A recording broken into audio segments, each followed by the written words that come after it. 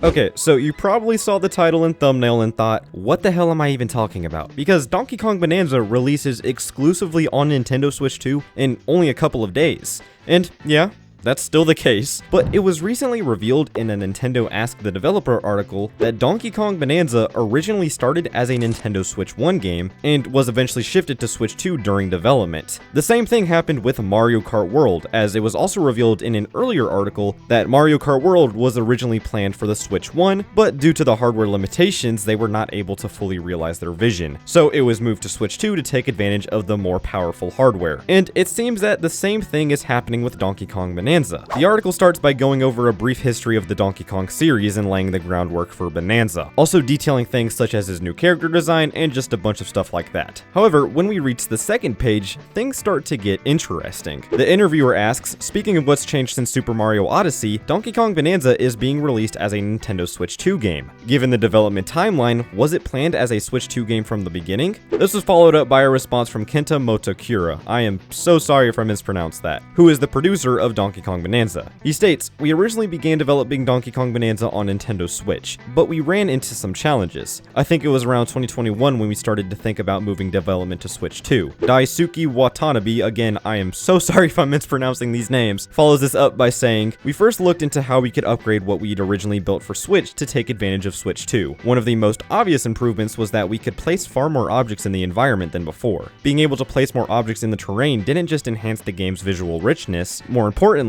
it increased the number of things players could destroy, which amplified the exhilaration of being able to demolish anything and everything. That went hand in hand with the game's core concept of destruction. It convinced us that this game would be even more fun if we developed it for Switch 2. He also says that the physics of smashing involves lots of things all happening at once. Donkey Kong throws a punch, the terrain and objects break, and visual effects show debris flying outward. All of that is packed into a single moment. At 30 FPS, we couldn't fully capture everything that happens in that instant, but at 60 FPS, we saw that sense of destruction coming through much more clearly. We thought to ourselves, now we've got something seriously satisfying. Not only did Switch 2 enable the game to run well, it unlocked the game's full potential. No, it made the game possible. So, there you have it. On Nintendo Switch 1, Donkey Kong Bananza was targeting 30 FPS. And if you ask me, I think that would have been terrible for a game like this. I think playing any platformer at a lower frame rate than 60 FPS is a little difficult for me. Like with Mario Odyssey, for example, if that game happened to run at 30 FPS as opposed to 60, I wouldn't be too happy. But with Bananza and how you can break everything around you, that would have really tanked the performance on Switch 1. And in fact, breaking everything still causes some performance hiccups even on Switch 2. So just imagine how bad it would have been if we didn't have the Switch 2. Then we actually got a comparison shot of the game running on Switch 1 compared to how it looks on Switch 2. Now, unfortunately, these images are very low res,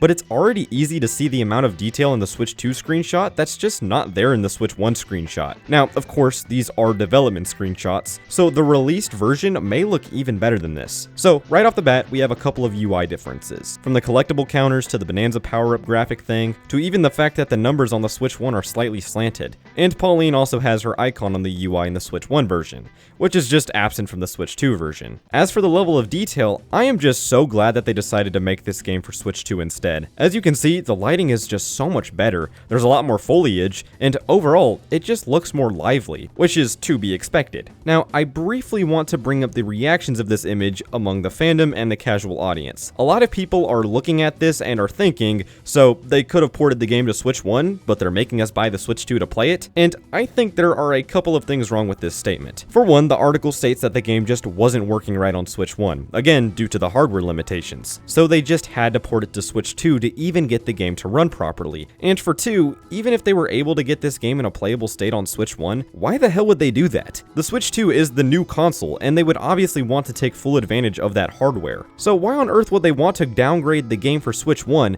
when that time spent optimizing the game for that console could be instead spent on making the game itself better? And obviously Nintendo wants people to buy the Switch 2, and if you ask me, I don't think it's anti-consumer to use exclusive games to sell your console.